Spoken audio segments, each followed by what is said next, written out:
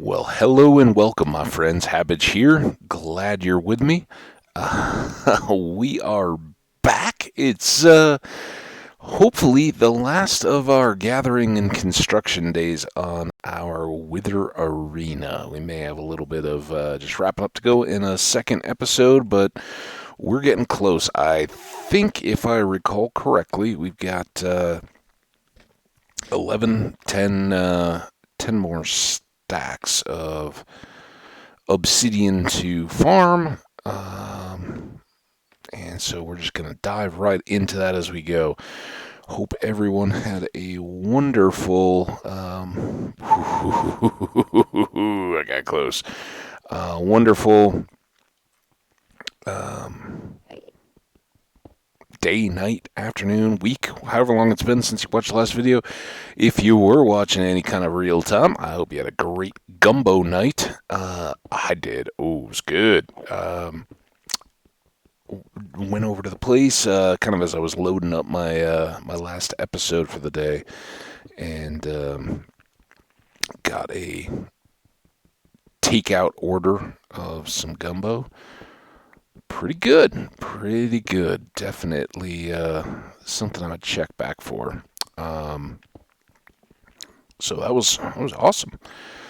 Unexpectedly fun treat I hadn't really planned on. And what's more, I checked into what's on today's daily list, and there's a huge amount of stuff.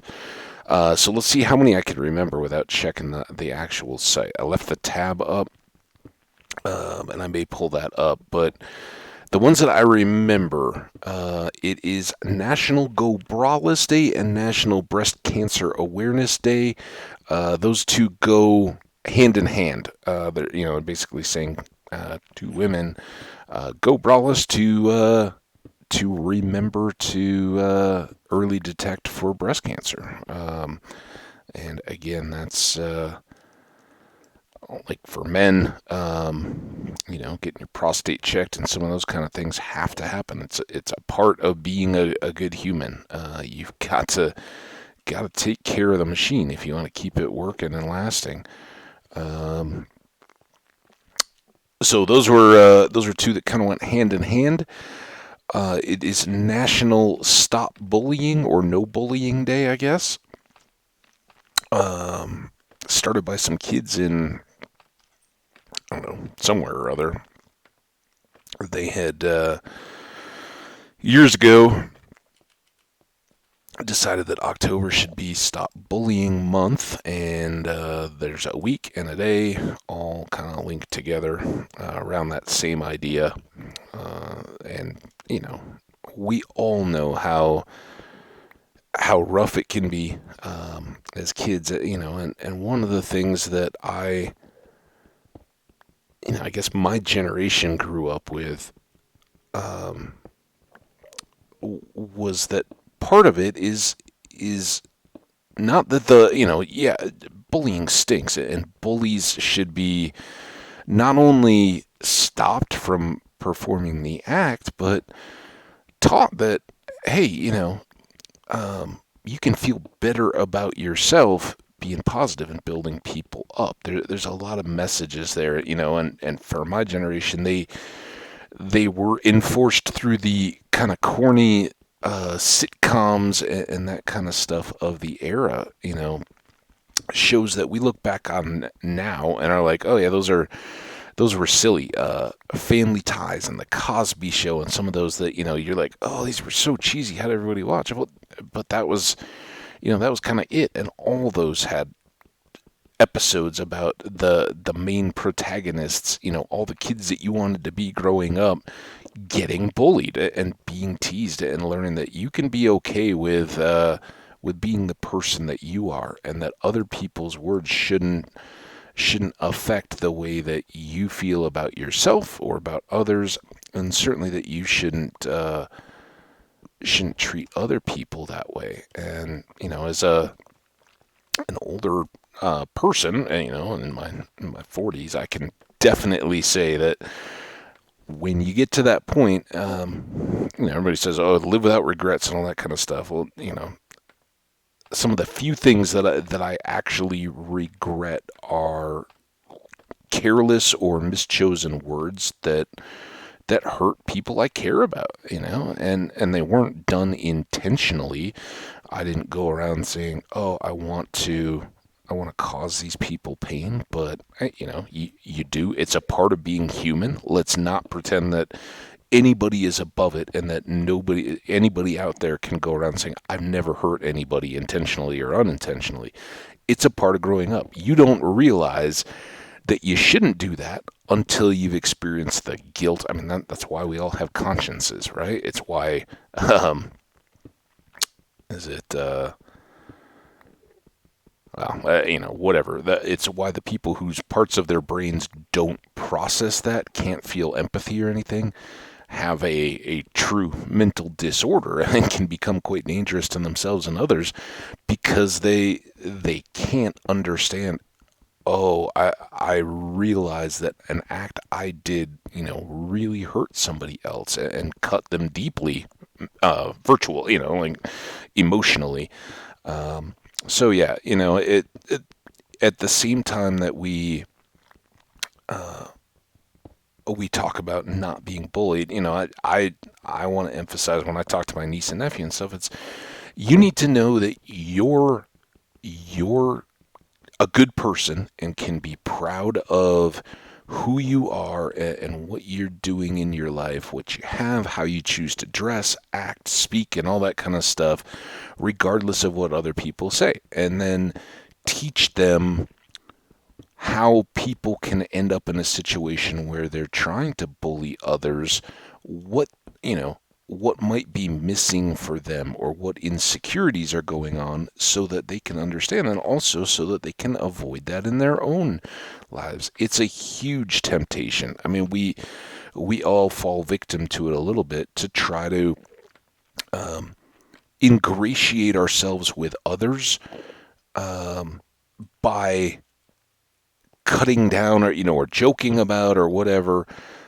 And we usually do it to the close friends, the people that we already, in like kind of like our mental checkbook, right? It's like, oh, that person's, they're my boy. I got them. They got me. And, if you're then meeting mutually new people or something like that, and you want to be ingratiated to them, maybe it's in front of a girl you're trying to impress. And I'm speaking from a guy's perspective here that, you know, associate that however you want. Whatever you're into. You see somebody that you're kind of interested in, right? And want to impress, and you got buddies hanging out. All of a sudden, first thing you do, you're making jokes, you're tripping them, you're doing that kind of stuff. Whatever it may be, kind of makes you look. Oh, hey, look at how witty or sharp or quick or whatever you may be. You're trying to impress, but you do that at the expense of others, and that's something it takes a long time and a lot of practice to have enough self-confidence to be like, you know what, those people that I'm trying to impress, if they're the people I really want to hang out with, they'll be more impressed if I'm saying and doing nice things to others than they will be if if I'm just running around trying to be a show-off kind of jerk. And I say jerk, but we don't go into it thinking, oh, I'm trying to be a jerk here. You're just, hey, I'm trying to be edgy or funny or whatever, cool. So I think it's good that we've in schools and all that really tried to limit unchecked bullying, and certainly there are people that are relentlessly teased or made to feel small or bad about themselves, who need support. There's always tragedies out there where people that are not in an emotional good state hurt themselves, and you find out they did so because they were unrelentingly getting teased or whatever, and that's awful. None of us want that, but the flip side of that is that our cultures have kind of changed. A lot of those things that used to be prone to getting people teased and joked about, they've shifted, and now they're completely different. And you know, that's where we need to watch ourselves as our society evolves, because yeah, you know, nowadays calling somebody a geek or a nerd is actually a compliment, right? You know, you're plugged into all the technology that's quickly coming out. You're more aware of the comic book culture or the fantasy culture that's going to be the next big movie, something like that. So those kind of things are, and everything is cyclical, but you know, those things are currently very popular, and you need to watch out what may not be. You know, is it teasing somebody that has a religious belief that they hold to and maintain, that's different from what everybody else is doing? You know, and when it's in schools and stuff like that, is it somebody who refuses to drink, or doesn't want to do some of the, you know, sexy kind of stuff and all that, and shies away from that because their family or their religion or their own convictions, whatever it may be, say no, you know, either I'm not ready for that, I'm not comfortable doing that, or whatever. So watch, you know, just because it's not traditional in the sense of whatever, try to, you know, I look at it more as not worry about bullying, but more, let's make it a positive message. Let's make it help. You know, where is the National Build Somebody Up Day? And maybe it's out there, but if it's not, you know, help. You know, talk to somebody new, make a new friend day. I think things like, you know, for one thing, we're in a pandemic, so things like give a hug day aren't too appropriate. Plus, there's, you know, all the concerns about inappropriate contact. Some people may not feel comfortable if you were to do that, but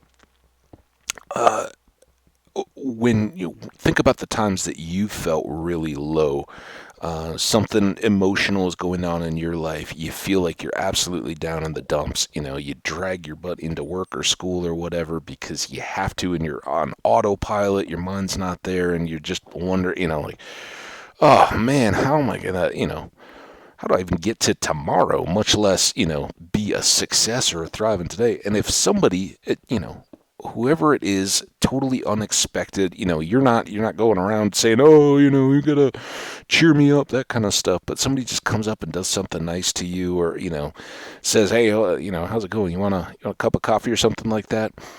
That can definitely change your mood and change your whole outlook, and just give you that little jolt. And where, you know, where's the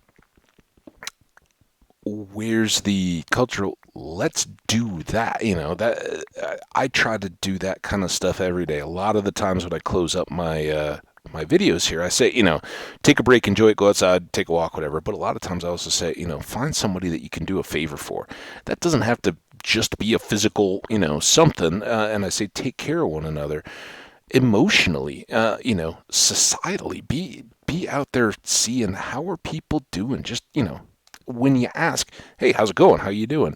Mean it. Actually, you know, hey, are you doing good? You know, anything going on in your life, good, bad? You know, what can you tell me that's got you excited? That kind of stuff. That's how we interact as humans, or, you know, how we can in an ideal world, and trying to celebrate that. So, no, I'm kind of off on a tangent. I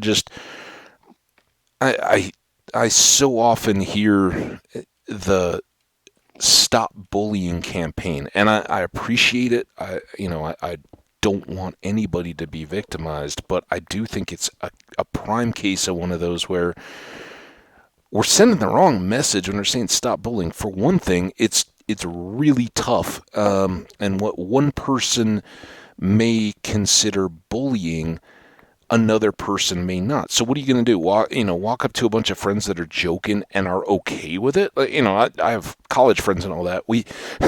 My sister one time was like, you have terrible friends. They make fun of you for this and that. That's how we interact. We understand that those are our buddies, and, you know, we've got our backs. It's been 20, 30 years now, you know, and that's how we interact. We're cool with it. So if somebody was to step into the middle of that and be like, "Oh, you're mistreating each other. You're saying, you're saying this or that. You insulted them. That's awful." You can't do it that way. And one time I had a manager who had a saying in work that um, the only message that matters is the one that's received by the audience. Doesn't matter what your intent is or anything like that. And the way he said that is the message perceived is the message received. That how the people interpret what your message is trying to be is all that matters, right? You can say, "Oh, I was just joking." All that doesn't matter. It's how the audience receives that. Well, we can't go around stopping bullying because we don't know if the person that's you know engaged in those jokes is really crying inside, or if the laughter that they're showing is genuine or just a defense mechanism, right? Like, because the worst thing, and that's the real problem with bullying, is when it's happening, the you know, as a person who's being teased or picked on or anything like that, you don't want to show the vulnerability. You're already being teased. So what are you going to do? Go cry about? That's the little kid response. "Oh, you're going to go crying home to mommy?" Right? Like, it's automatic, and so we all learn as I don't know. How young are we? 8, 7? I don't remember. It's been a long time for me, but we learn that defense mechanism of you got to just hide it. You got to put up walls. You got to act like it doesn't hurt you. And so the idea of stop bullying doesn't matter because as a teacher or parent or an outsider to a social group, you can't run around and go like, "Oh, that person is just joking around. That person is really being hurt by that." And so, I would say, if I could, when you're hanging out with friends and stuff like that, make sure that you're checking in with people and checking in with others. If you saw something going on, like in a lunchroom, right? That was kind of where the big social interactions, the hallways and all that kind of stuff of school. Um, the comments are always the jungle hallways of high school, right? Or the harsh hallways because there's some of the most emotional stuff that you'll ever go through goes on in between your classes at school.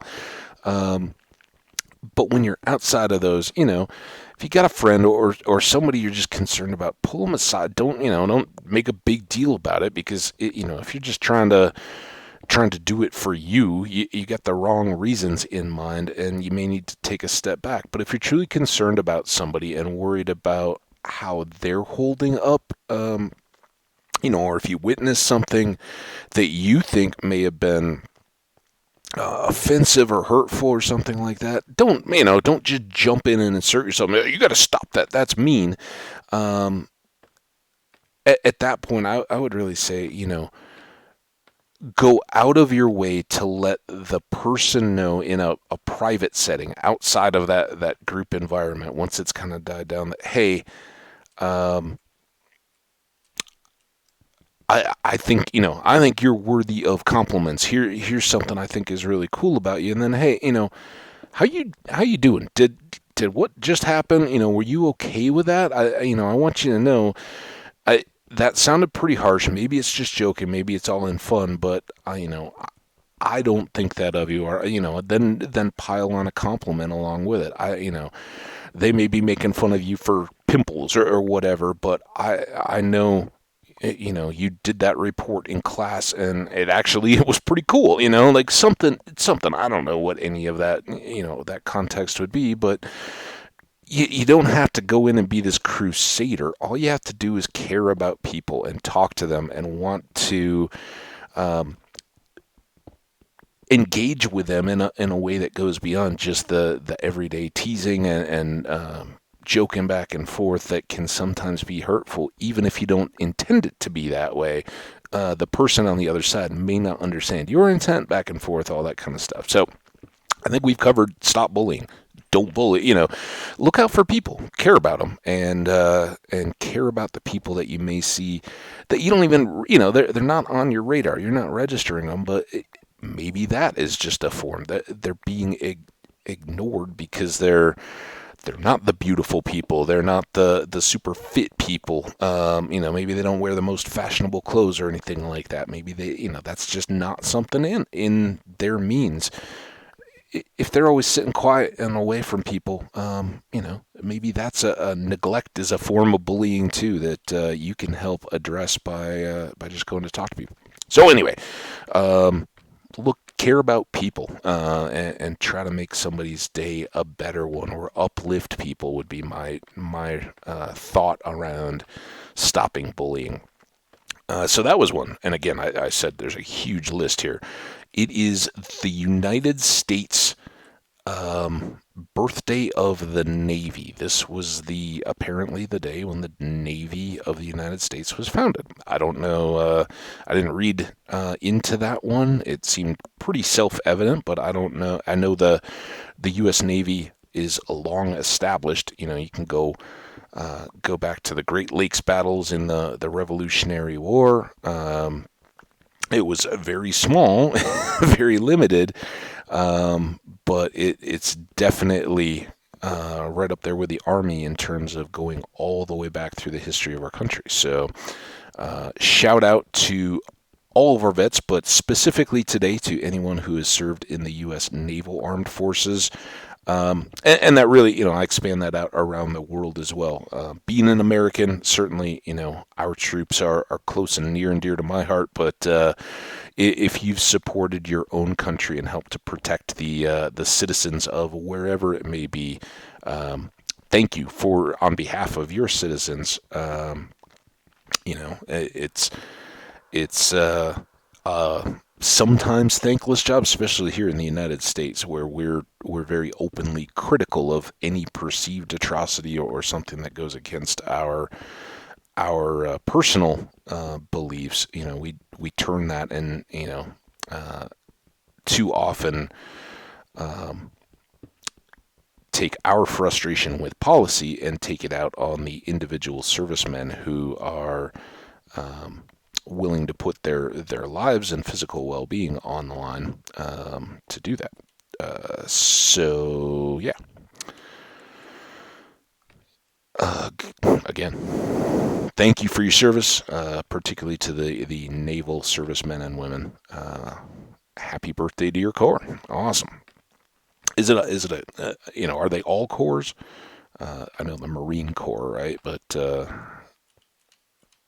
I assume your department the Department of the Navy doesn't quite sound the same. And now, of course, they're all part of the Department of Defense. But back in the day, used to be individual departments for the branches of the military. I guess branch is probably the better term there than corps or department. So, yeah, thanks to the naval servicemen and women. All right, others on the list that I still remember, and I'm sure I'm skipping some. I forgot yesterday it was National Savings Day as well. Can be tough to do, but practice the habit. Throw some cash away. Personally, I worked very, very hard at times in my life, and right now I've kind of been enjoying the fact that I have done some saving. And while I'm not, living in lavish luxury or anything like that, I'm comfortable. I'm not leaning on any kind of support programs or anything like that, and have been since before the pandemic began, and kind of just enjoying it. So that can only happen. You can only have that kind of freedom if you're willing to save and work and deny yourself some of the instant gratification. But again, that was National Savings Day was yesterday. Today, in addition to what are the ones we've covered so far, National Go Braless Day, National Breast Cancer Awareness Day, or something along those lines, National Stop Bullying Day, and I think those. Oh, and the Naval Birthday we just talked about. Also, National Bring Your Teddy Bear to Work or School Day. I thought about. I'm a grown man. I don't have many stuffed animals, but I do have a couple. I don't know that I have a bear. They kind of sit on top of a bookcase in my bedroom. One is a dog toy. It's like an octopus that I'd given to a roommate that housemate. He was buying a house out of college, and I literally ended up living there for many years, including the entire lifetime of his dog. Again, it wasn't my house. I didn't have. It would have been presumptuous to say, "Oh yeah, I'm gonna get a dog and have it at your house," and wear and tear and all that kind of stuff. But he, in the time I lived there, had two golden retrievers. The first one grew up and lived a long. I think it was it 10 years on the nose? It was around that. But from a puppy on, and for me, someone who loves dogs, it wasn't my dog, and ultimately, dog slept in his room, all that kind of stuff. It was very much his dog, but I certainly cared for it, took care of it when he was out traveling or anything like that, and played with him, took him for walks, all that. He lived in the house, it's a house dog too. So that dog was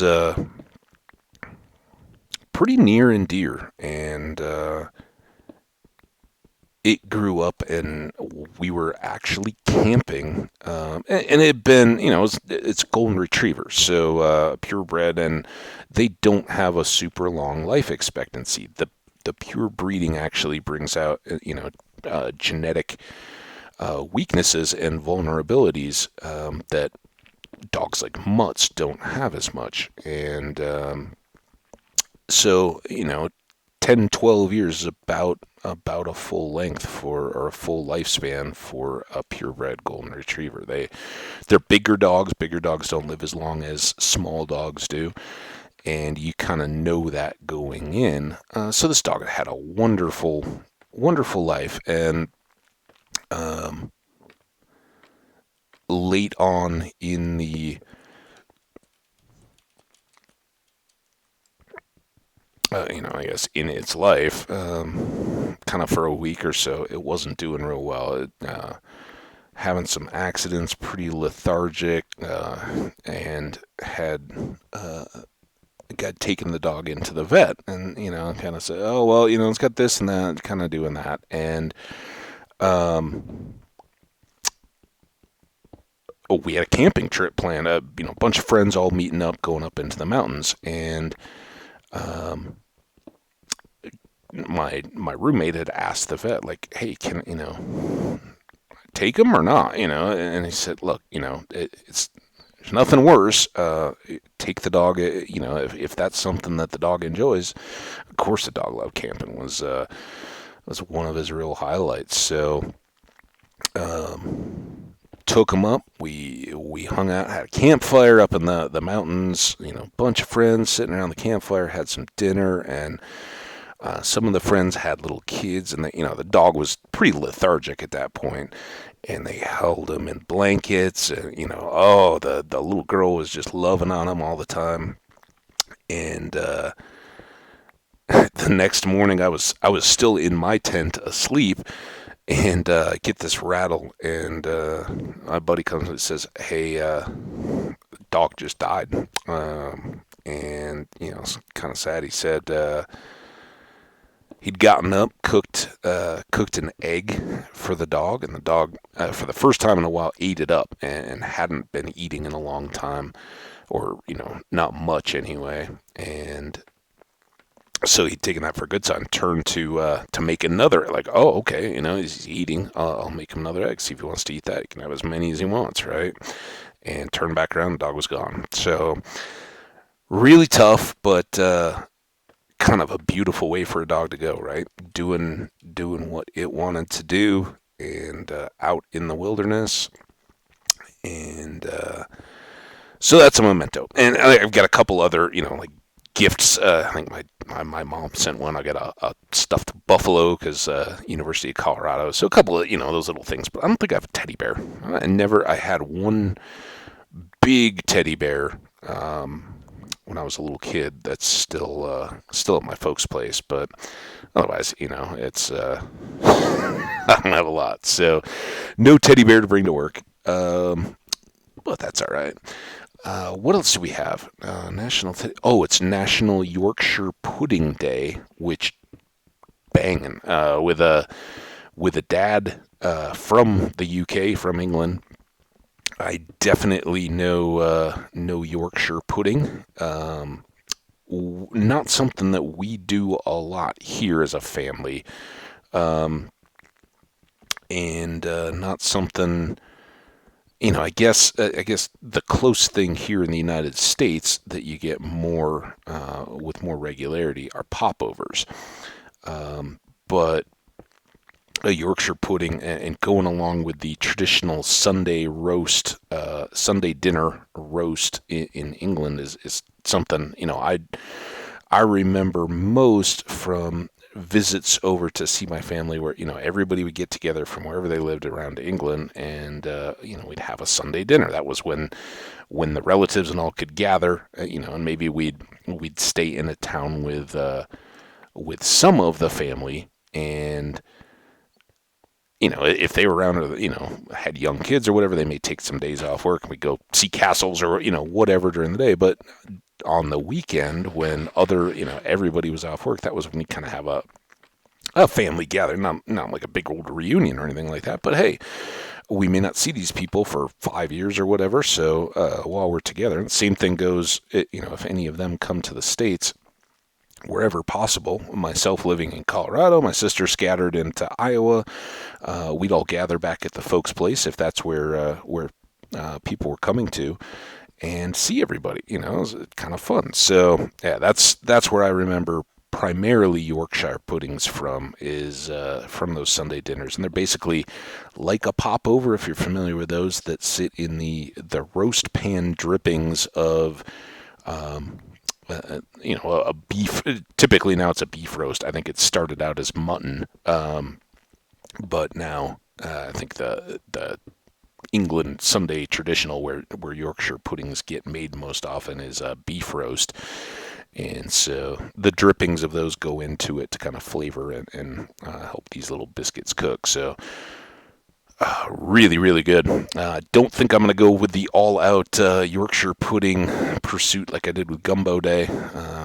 But hey, if you've got access to Yorkshire puddings, I would definitely raise one in honor of the day. So there's that one. The next one, I think the last one that I remember offhand, and we may check the page just to see what I'm overlooking or neglecting. It's National Fossil Day, and that hits me. I love geology and fossils and archaeology particularly. That doesn't really fit in with it. It's more paleontology for fossils, but I've always thought fossils and looking at the past is a cool thing, and apparently that's one that's really, I did do a little more reading on that one before we got started here. Apparently that one is quite heavily supported by the National Park Service, which makes sense. A lot of the national parks have, if not an archaeology program, then have been reviewed by archaeologists and fossil hunters and all that so that they understand the geology of the location and can provide educational programs for visitors and student groups and all that kind of stuff around geology. And a lot of times fossils fall into that to help, hey, look, this is a palm frond fossil. If you live in somewhere that doesn't have a lot of palm trees, that helps school children understand that over the history of the world, climate, you may be living in a place now that was once under a sea or like a palm forest, those kind of things. So good teaching aids, and who doesn't love seeing or discovering a fossil around here in Colorado between Denver and Boulder. There's been obviously lots of development. I think most big cities are continuing to grow. But out here, a place where I worked, and there's a mall kind of along the main road between Denver and Boulder. And as they were were building a lot of these places in the late 90s, early 2000s kind of was when a lot of that was developed.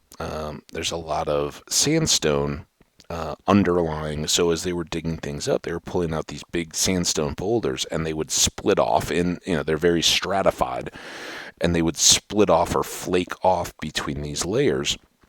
And so loads of fossils, and a lot of the places, instead of hauling them away or anything like that, they would just position these large rocks with an exposed fossil. And these aren't like, hey, look, there's a dinosaur kind of thing, but like stems of palm fronds or other plant materials that had fallen and been buried by the mud and turned into stone. So even along the trails that run near where I live and where I walk, there are places where you have these just boulders of stone that have cool fossils embedded in them, and you can kind of note them as you go along. I don't spend a lot of time stopping and contemplating them, but very cool. So National Fossil Day was one that it really resonated with me. The funny thing though is, so you can go online and check it out. If you just search on National Fossil Day, it'll say artwork, and I think it was 2010 that the National Park Service made what I think is just their year-to-year artwork to celebrate National Fossil Day, and then each year they do a new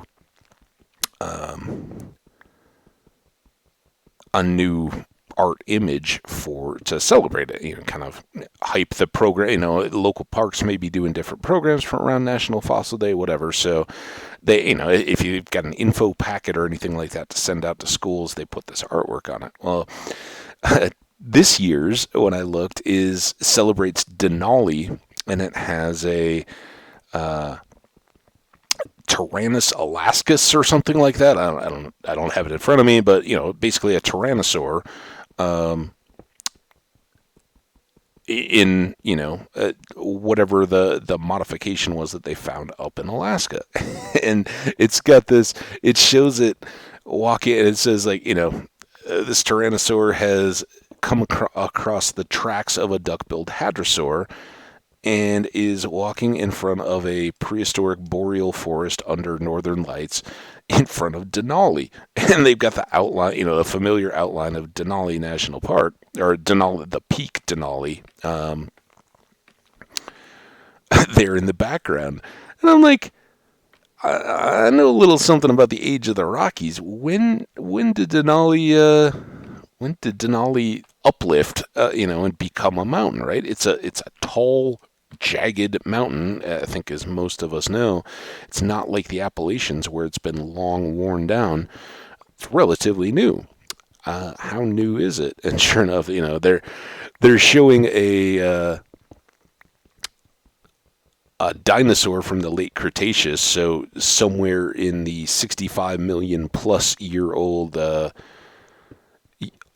range. And when I who knows the validity, but Denali, according to my internet sleuthing, began its uplift 60 million years ago. So there's some artistic liberty there. I'm not being a nitpicky. I'm not saying, oh, that ruins the whole thing. It's just kind of comical. It makes you think like, hey, look, there's Denali, but I don't know, was that there? So yeah, when the dinosaurs were running around, I don't know if there were any mountains there or what they say that the geology of Alaska was like in the Cretaceous. But remember, with continental drift and all that, they also may not have been as far north. Now, they haven't completely like turned around or anything like that. Still, northern North America would have still been relatively north, but those continents have drifted quite a bit, and I don't know the timing to know if that would have been still Arctic. And of course, climate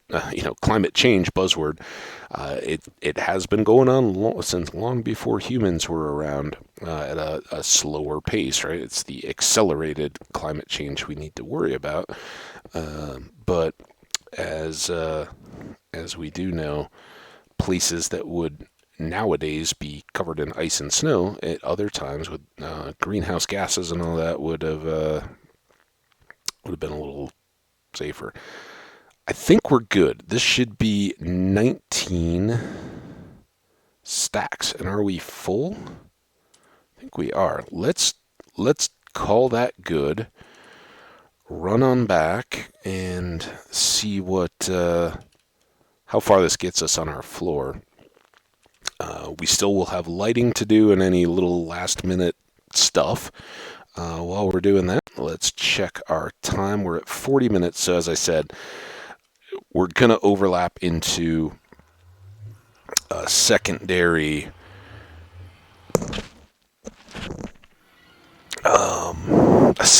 a second episode today,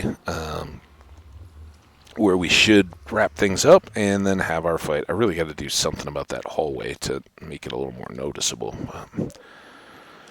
Endless to-do list, right? It's a sandbox. And we've got to-do items to do back at base here. Oh, and we need to remember we got to go visit our friends too before we head on back. So yeah, we'll split this out. I don't know if that'll make the wither fight fit at the end of the next episode, or if we'll have to go into a third for the actual battle. We'll see. Just I'm not gonna race to force it or anything like that. Here we go. Back to base. Not gonna sip coffee because we got slimes, I'm sure, or not. And we're not going fast enough. Run, jump. I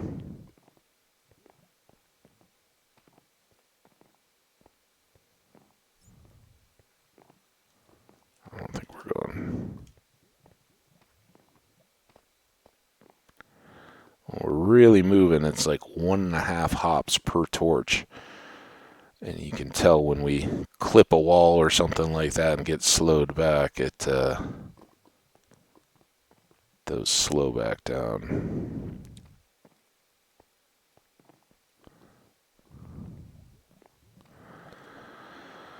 I'm like all leaned into the screen, jumping. Keep it going. Well, I gotta say, this is more. Oh, there we go. See, now we're 1, 2, 1, 2. Nope. Getting close to the end anyway, but yeah. So having torches will let you know if you're doing the full speed or not. So here we are, black as night, ready to go. And I think without too much delay, let's just get going, right? We may need to swap the shovel back for our pearls.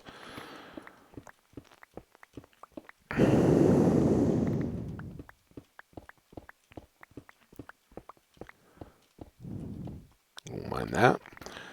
Just a little out of practice here.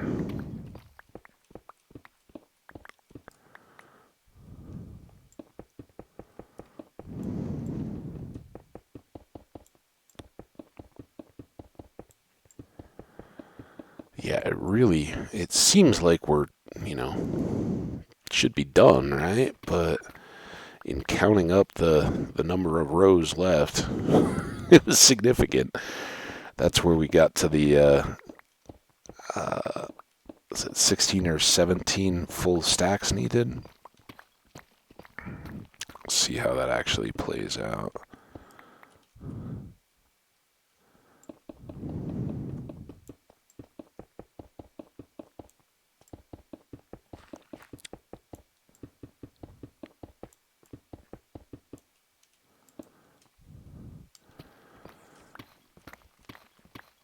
So yeah, hopefully we can.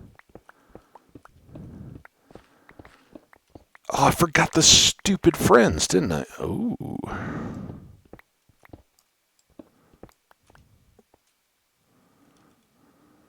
Because I really do want to actually get that done. Let's finish up this one here.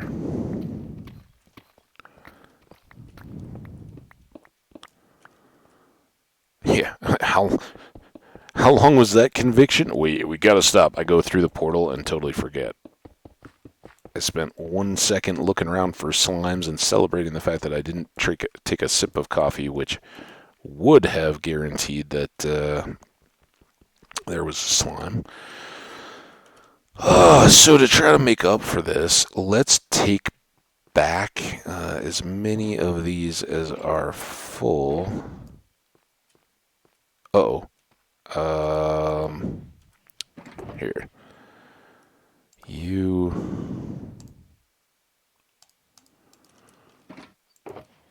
Here. Oh, here. There.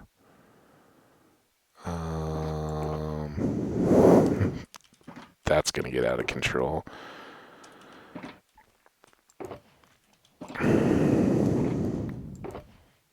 How do I have so many partial boxes? Alright, we need tough here. Boom. Oh, it's stone. Ugh. What a mess. Alright, this one's good. That one and that one.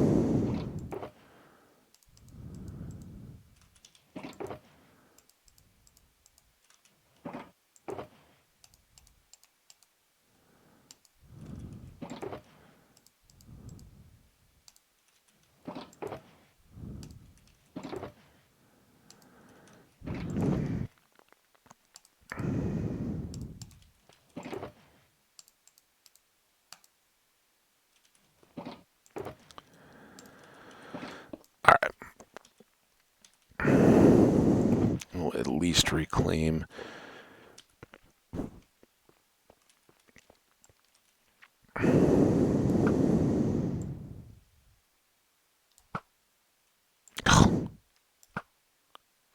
Like I said, we're going to have a little warm up here to make sure we're combat ready. Seems a little quick for torches, but whatever.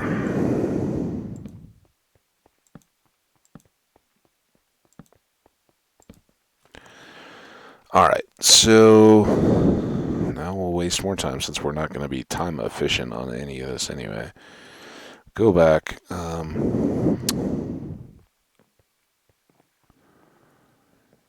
we need to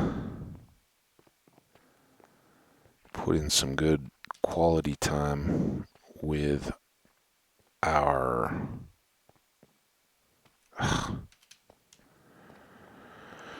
friends to get supplies so we can have a large number in our room up here. Down here.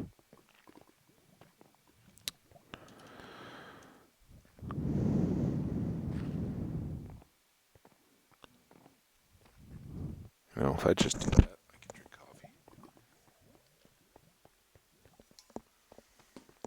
coffee. Oh, there we go. Should also get a bit more food here. Oh, kind of kicking myself for this one. Not real fun doing that at the best of times. Let's put the gunpowder away.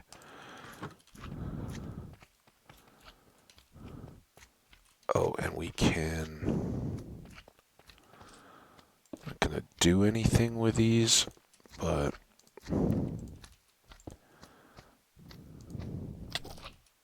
Yeah. You're a big, tough slime. We know.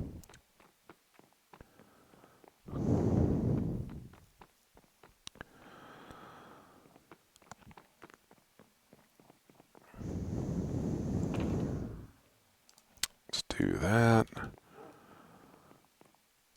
Right, it is daytime, so we won't waste any time. Oh. And of course, it's almost night. Darn it. Get. I know we've kind of held off on any sleeping.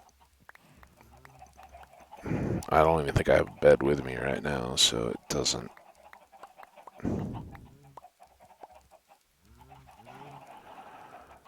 matter too much. Let's do this.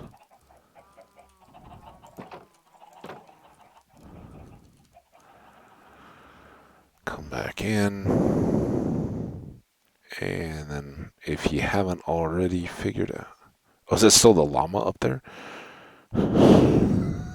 Remember, we got his lead. I don't know what happened to the trader. May have been tragic. Alright, we can do this. Anybody that's still unclear on the intent there, I guess just watch and see. It'll become pretty obvious. So now what do we do, though?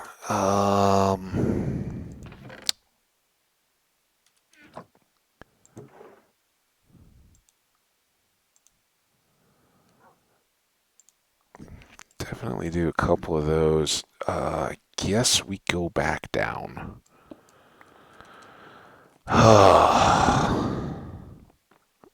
Got some extras, though.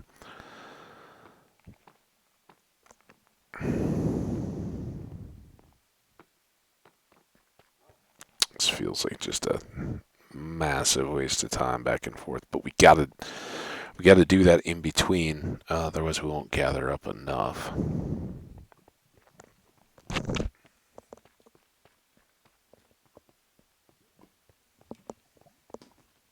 We need lots and lots of eggs, is the answer there.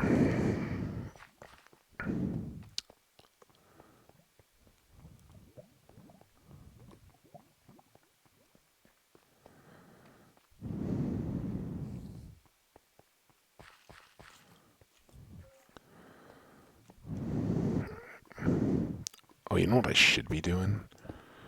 Let's do this. Especially since our inventory is already pretty full. Some of this stuff may just drop and despawn by the time we next go back. Or we'll jam our pockets with it on the way back out to base. Still have a spot for you. I wish you were in deep slate, but we did need to grab one of those to go upstairs, because we have one on the chest itself, but to have an item, I don't know, in reserve.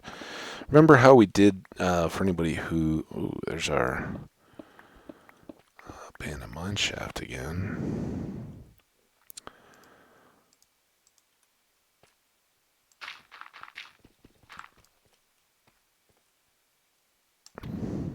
For anybody who remembers the slow cooker world, our ice highway station at the Wither Skull farm and the Ghast setup, we had done kind of the blinged out blocks of each of the various types. So we had like a redstone block, an emerald block, and a diamond block, a lapis block, and all those various things to kind of be decoration in the station, the little terminal area we got out of our boats. And having just a nice supply of the ore types as well, in addition to the processed ores, I think is kind of cool just to have them. Maybe we'll figure out something to do as a display with those eventually.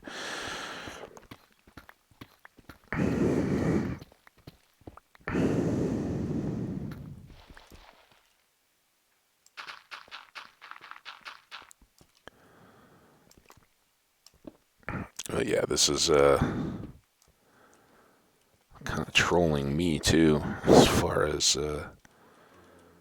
big old waste of time. Alright, so two things that we are going to need. I think we want to pop one of those in there. We'll have to do an entry exit, but we also want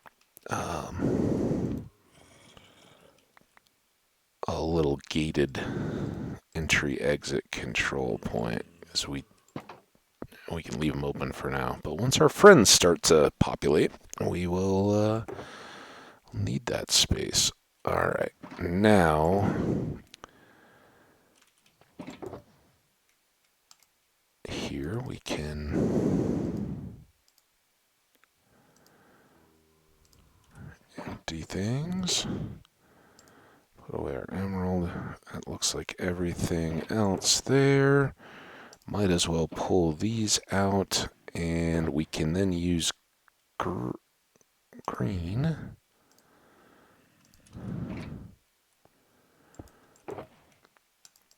Now, I don't know that we're going to ever overfull a shulker, but we're going to try. Oh, not you. You. Go. This one comes back for transport. Let's try to do these 3 rows, and then we'll head right back up again to see our chicken friends again. Chickens are our friends. They're the ones that are going to be our cheerleaders for this event, right? You know, we talked about this kind of being like a Wither birthday party, right? Toddler style. Maybe they're the attendees, the guests. So as we finish this out again, I don't know how many folks have seen the various build-up episodes or what we're trying to do here. This is our arena for fighting the Wither. I know and am aware of being able to contain the Wither under the end portal, but for the advancement and just for the sake of doing it, we're going to have a fight with him kind of on open terms and turf where he's not just trapped and helpless. And the reason why we spent all this time to encase the area in Obsidian is, as we'll see in the Wither fight, he not only has an explosion type thing that he does firsthand, but he also shoots these blue fireball-y things that are quite destructive. Take the gassed fireballs and kind of magnify them a bit, and you'll get an impression of how much damage they do. And they will break obsidian, but the durability helps limit the effect of those. Whereas, you know, if a gassed fireball just goes down here, it's going to crater the thing and, you know, leave almost like a creeper in dirt, right? It maybe not quite that big, but it's a big hole when it goes off or pops. So by putting this obsidian all over the place, when those fireballs do hit, they'll do a little less damage than what would otherwise happen. And that'll be good to keep him contained, because as we've cleared this space, we know there's what sounds like a spider spawner up above, right in that area. Lots of there's some lava up there somewhere. There's some mobs and all that. We don't want that to go through and clear out the roses that may develop. Cheerleaders, they're here for support. So yeah, we'll kind of try to keep it a little contained. Plus, I mean, how cool is that, right? It just kind of vanishes. Tough to define where the corners and the edges are. And when this completely fills out, it'll really be like that. Now, I think we're going to leave these light blocks, and I don't think I'm going to do anything to pretty them up. Maybe if we have a commemorative Wither fight someday way down the road, we could do something like that. So it's like glass blocks or something. And we talked about the shroom lights too. Maybe we could replace each of those with a shroom light that we know would get blown up as well, but would help to light things up and make it so we can at least see what's going on. But the Wither will likely cause quite a bit of damage to all those. All right, let's make another run. Well, let's check our time. that's an hour. All right, never mind. Let's save and quit. So we are making good progress, slowed by my stupidity. Sorry about that, but we'll get there. We got all our obsidian. That was the big time chunk. Everything else would just be kind of playing around. So in the next episode, we will start by heading back up to the surface, feeding more chickens, getting more eggs, coming back down here and finishing out the floor, and then deciding do we do some lighting changes just to try mix that up a little bit, which I think might be cool, as opposed to those just floating around blocks. We'll see. Anyway, thank you guys so much for watching. Hope you enjoyed. Hope you celebrate all the various kinds of days that we talked about having here going on today, and enjoy them, whether it's with a Yorkshire pudding, or not bullying somebody, or thanking a naval serviceman for their branch of the military's long service to our country. Either way, hope you enjoy, and give that teddy bear an extra hug today. We'll talk to you guys next time. Bye now.